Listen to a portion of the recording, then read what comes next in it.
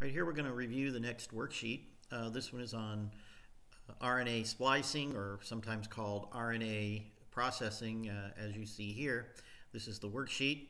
There's some reading, which is pretty informative, and then some simple questions that if you read this, you shouldn't have any problem answering the questions on this worksheet. But let's get an idea of where this is occurring. Now, make for sure that you understand that this process occurs only in eukaryotes, not in bacteria prokaryotes.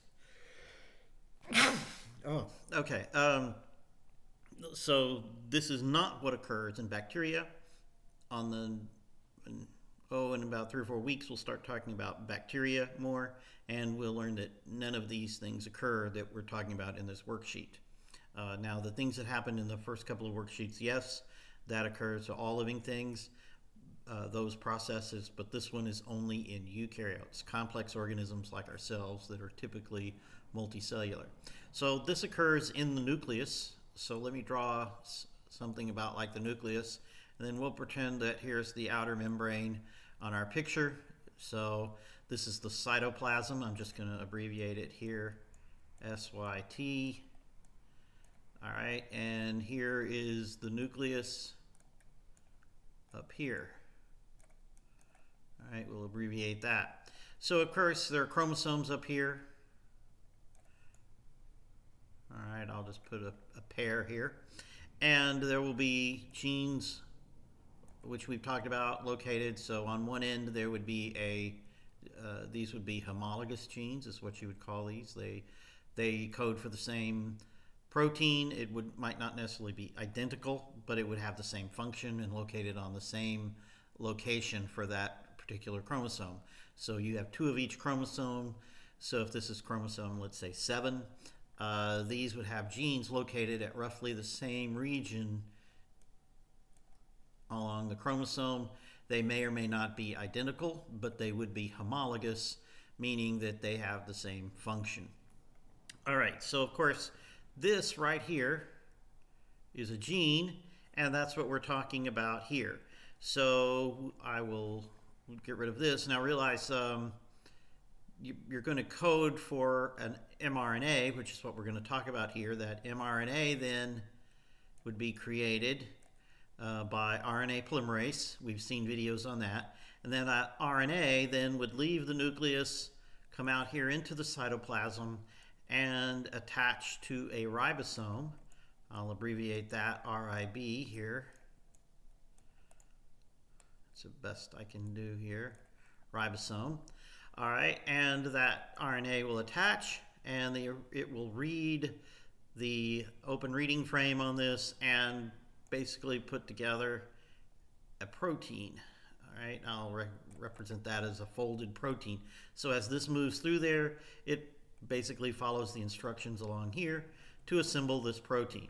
All right, so that is what is going on, but there are some processes in between here that we have to talk about, some extra parts that we need to know that are specific to eukaryotes. So remember, this is specific to eukaryotes. So let me undo all of this. There's probably a way to clear this screen, but this is a new program to me. So I'm just going to keep doing this. Let's see, it's Control Z. That's probably a little quicker. Yes, much quicker. Okay, so we need to talk about this picture right here. So here is your RNA. So in other words, the RNA is already made. This RNA was made from some DNA, one strand or the other. Here's our double-stranded DNA. At some point, it becomes unbound along the strand.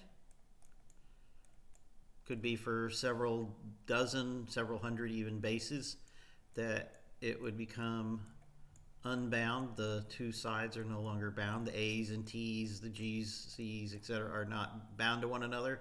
And we have, when we're doing replication, you call that a replication bubble. At this point, you could call it a transcription bubble. I don't know that I've ever actually heard it use that term, but that makes sense. So RNA polymerase would attach, and move along this strand and make an RNA. So that RNA now has been made. All right, now in a eukaryote, it needs to be processed. Processed means it's going to be spliced, and that's what this is about. This is about splicing. And the thing that does the splicing is something right here called the spliceosome. And it actually is quite similar to a ribosome. Not as complex as a ribosome, but essentially it is a set of proteins and RNAs. Like I said, that's what a ribosome is, a bunch of proteins and RNAs that will come together and attach to certain segments of the pre-RNA. We call it a notice here, pre-RNA, because it is not a mature RNA, it hasn't been spliced yet. And what happens is that this initiates, this little spliceosome, this little molecular machine, initiates a kind of a lariat type situation. All right, where it will attach at one place and then it'll grab a hold of another place over here, all right, and bring it over and attach these pieces. So this was one long piece, and the spliceosome kind of made a loop in it. If you remember the hairpin loop, it's not too different from that, but it brings two pieces that are distant together, and then it binds this here and this here on the two ends of the loop together, and then it cuts the DNA so that you end up with something more or less like this, with a little loop that's been cut out of it. So this piece here, these two sides are attached, and this piece moves off as a loop, and often this will be destroyed, or it will go on to do some other function that we will learn about perhaps at the end of the course. I don't know if we'll get there this semester, but this actually is not wasted. This piece that is cut out, which is called the intron. The introns are cut out and are quite useful in other processes within your body. We don't know a lot about it. I shouldn't say we're beginning to know a lot about it. Let's put it that way. We used to not know much about it. But this is the process of splicing by the spliceosome. So read about this. Read about this process. And what that means is the RNA is going to have these pieces called introns right here and right here cut out. So there are several exons, 1, 2, 3. Now the thing is, given different processes going on in your RNA, sometimes you don't cut them out. Sometimes you make an RNA using all of this, all of the red and blue pieces. That would be the open reading frame. And sometimes you might cut out one or the other intron, or you might cut out both. And sometimes there might just be one intron. Some RNAs have none, like in bacteria, but we have some RNAs that don't have any introns. So it varies. Some have dozens of introns that get cut out. And you can mix and match them. In other words, at different times, your body may cut out only a few of the introns, none of the introns, or all of the introns. And all of that is controlled by up here when we've talked about it before, that region called the promoter, and actually the pre-promoter region that comes before the TATA. That is the region that regulates this process. Actually, many things regulate this process, but one of the things that can regulate this process is the pre-promoter region, the region in the gene. Now that's in the DNA, not in the RNA. Remember, we're in RNA here. In the DNA, there is this region in front of the promoter that is used to regulate the sequence, and one of the ways it can regulate the sequence is to control splicing. And so we're beginning to learn about this in this class. We'll go quite a bit further later on in the course on how it gets regulated. But at this point, you just need to know that this process exists. Hopefully you've heard of splicing before. In here, you're going to learn exactly what letters are needed for splicing. So at the 5' end, so say here, there will be a GU. There will also be one right here. But at the 3' end, there will be an AG here and here. and it could be an AC as well. But these need to be there. Those are the sequences, just like RNA polymerase attaches to a TATA. The spliceosome will attach to these specific sequences. So that means right here, on one side here, where we attached, there's going to be a GU, and over here, there's going to be an AU or maybe an AC. And those are going to be brought together and spliced out to form this little loop. So this kind of give you an idea. This is a kind of an idea. Now there's something we haven't talked about is the 5' UTR and the 3' UTR. We will talk about those. It might mention them a little bit in here, but I don't think it does. I will tell you about the UTRs later. They are important. They can also have some regulatory sequences in them. So they're just extra pieces on the ends. At this point, you can think of it that way. There are, well, different RNAs. And so when I told you that there were variants, when we were downloading our genes, there was like variant 1, variant 2, variant 5, variant, whatever. When I was talking about that, this is what causes the variants, the splicing. So a splicing, if you don't, for instance, if you don't take out any introns and you use the entire mRNA, maybe that's variant 1. If you take out just one here on the left, that might be variant 2. If you take out just this one, maybe that's variant 3. You take out both of them, maybe that's variant 4. And so you see how you get different variants. And of course, what happens is the sequence that gets included in the final RNA that gets translated is different in each variant. They all are from the same gene, but as you can see, you produce many different proteins, because here is your reading frame in between this region, and depending on which introns you splice out or that you leave in, you alter the protein that is made. And of course, if you alter the protein, you're going to alter the chemistry, the abilities, usually chemical or mechanical, that protein can perform, and therefore you alter the chemistry or the function of a cell. So realize the cells are different, all of your cells are different, and they change. They turn things on and off. And one way to alter what the cell is doing at any one time is to alter the RNAs that it's making. And one way you can alter the RNAs, thus altering the chemistry of the cell, is to do splicing. So here we learn how to identify where splicing occurs. We will talk much later about this towards the end of the class. We will learn more about these GUs and AGs and the exact sequences that are needed to create this little splicing event that we see over here. And you will have to take raw DNA and find these splice sites and identify possible places where splicing occurs and identify what sequences might be introns and which ones might be exons. All right, now, using your information, you're going to have to be able to do this. If I have a link here, I don't know if this link is good. I haven't clicked on it in probably over a year, but you might take a look at that. Let's see, add an exon to the sequence. So I'm telling you to go back to worksheet 2, and in number 4 there'll be a sequence. And what I want you to do is add an exon. So in other words, I want you to go back, and here are the rules right here for what the sequence has to look like on either side. And it really doesn't matter what you put in the middle, it's going to be sliced out. So just add some letters in between whatever this says. I've really kind of already told you, in between the 3' and 5' ends. In other words, so pretend that the sequence I give you in number 4 on worksheet 2 is this, and I want to add add an exon. So an exon would be one of the useful ones.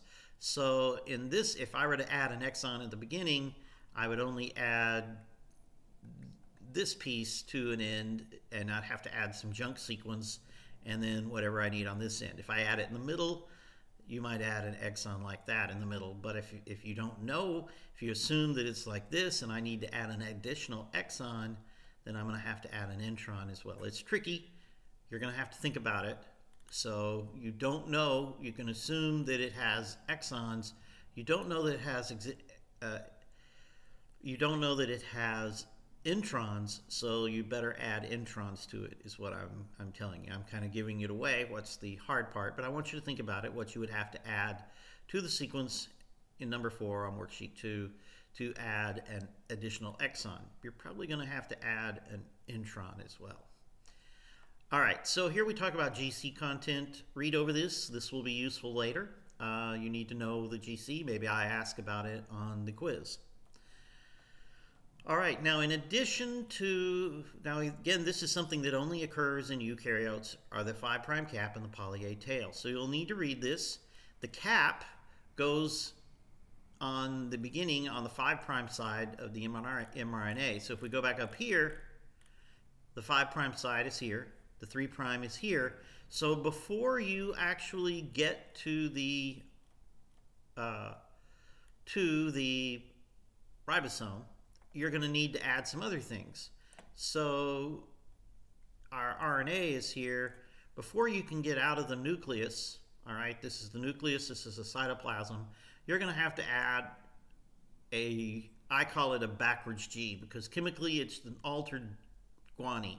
So it's an altered G, and that must be placed on the 5' end. On the other side, you have to put a sequence of A's. A poly A tail is what it's called. So on this side, you add A's. But there are some other sequences that have to be taken into account of. So you'll need to read about those sequences and add them to your RNA if you want it to make it functional. If you do not add these things, the poly A tail and the 5' cap, it will not be able to make it out of the nucleus. It will get stuck in the nucleus. And that's okay. There are, even though the books tell you that they're not in the intro books and maybe not even in undergraduate, but in graduate books and in papers, they acknowledge that some RNAs are not meant to leave the nucleus. Some of them stay inside the nucleus, and there are some functional ribosomes within the nucleus and even in the nucleolus, and they get transcribed in there. And so protein synthesis does occur inside the nucleus. They just don't say it in the books. It does occur. And those, of course, don't need to leave the nucleus, and they don't have a poly A tail or 5' cap. They might have a 5' cap. They definitely don't have a poly A tail. Anyways, and they're left in the nucleus, and the protein gets made there by a special kind of ribosome that occurs in the nucleus. All right, so moving on, you need to read about that. And I ask you, of course, to take your sequence from number 1, in other words, back up here. Whatever you did up here, take that sequence that you used there, and now add a polyadenylation signal to your sequence. So I didn't say add a poly A tail.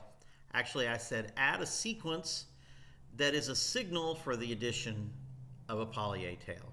In other words, the poly A tail actually has to be added. Now, guess what adds the poly A tail? Well, it's that spliceosome up here. There are actually 2 types of spliceosome. There's the poly A tail spliceosome. It's called the minor spliceosome, and then the major spliceosome. Actually, several different people call it different things at this point. It's not quite set what it's called. And then in some organisms, like flies, there are several different types of spliceosomes. But in general, we just say the spliceosome adds poly A tails wherever you see a particular sequence. So read about this, all right, and try to figure out what I'm talking about here. Now, keep in mind that E. coli do not add poly A tails because they don't have a nucleus and they don't have it, but they do have some interesting sequences that are similar. So keep that in mind. You might want to read about the Shine-Delgarno sequence. This is a slightly different, and this is for the 5' cap, but then there's also some sequences here for the poly A tail. So read about those, and you'll need to add those sequences. This can be rather long. When you put this together, just read the instructions. You should be okay if you just follow it step by step. So the last part is to answer these questions. So in other words, you can get mutations in these. So if you get a mutation in some of these sequences that we're adding, what is the consequence to the not necessarily the cell, but to the sequence? Does it what I want to know here is, does it alter the function of this RNA or of this gene if you get certain mutations? So for instance, what is the consequence to the cell of a mutation that alters the 5' GU of an intron? Well, if it's an intron and you alter the GU, what's going to happen? Well, it might not get spliced. If it doesn't get spliced, the protein is going to be different. And of course, you need to talk about, well, what would that do to the cell? Maybe nothing, but it might do something. You need to talk about that. You read this and try to figure something out here. After reading this, it has to do with GC content. And GC is very important. We will definitely talk more about G's and C's. Large strings of G's and C's are very important all throughout the genome, as you find out that a G followed by a C followed by a G is a very rare sequence. We'll talk about it, and it's going to be very important when we get to epigenetics, which is the latest and greatest topic. May have more to do with who you are and how you develop than your actual genes. The CPGs are one of the main regulatory structures, I guess that's a good word, of the genome that determine who you are, and how they are affected by the environment affect who you are as well. Very interesting stuff that you don't learn in Biology 101. All right, so you can't find a terminator. What would that mean? Let's see.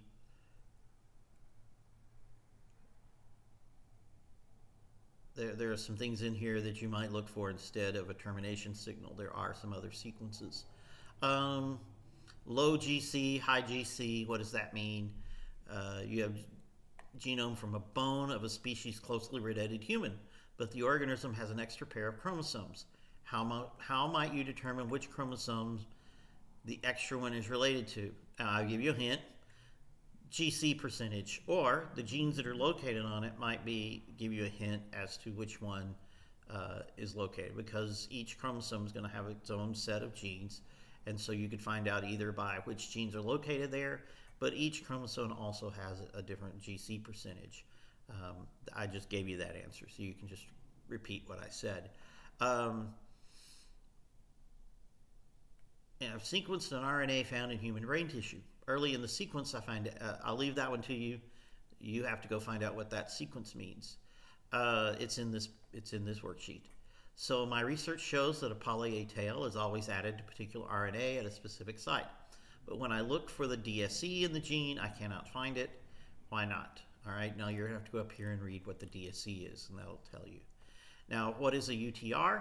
UTR stands for untranslated sequence. In other words, it's the ends of the RNA that do not get translated. So let's look back up here. What does that mean? Well, the translated part is the red part here. The green part is the UTR. So a ribosome attaches down here at the 5' cap, but it doesn't actually start making amino acids or putting the amino acids together until it finds an AUG. So the 5' UTR is everything before the AUG, the start codon. The 3' UTR is everything after the stop codon. So start codon, stop codon, 3' UTR is the RNA sequence past the stop codon. And these do sometimes have regulatory function, and we'll talk about one or two of those. There aren't very many of those down on this end. There are quite a few on this end, so we'll talk about those. Right now, we're just talking about some basics here that have to do with splicing, polyadenylation, and 5' caps. Now remember, all of this is mainly, at least the splicing part, occurs in eukaryotes only. We do not know of, I think maybe there are 2 genes that they've found in prokaryotes that are something similar to splicing, but we wouldn't call it splicing by, it doesn't, there's no spliceosome or anything like that. It occurs by a different mechanism. I think it occurs just by the nature of that RNA. It just has a tendency to self-splice, which is an interesting idea in and of itself, that RNAs or DNA could actually self-splice itself if the sequence were just right. All right, well, that's it. I just wanted to go over this review with you and go into a little bit more detail on splicing.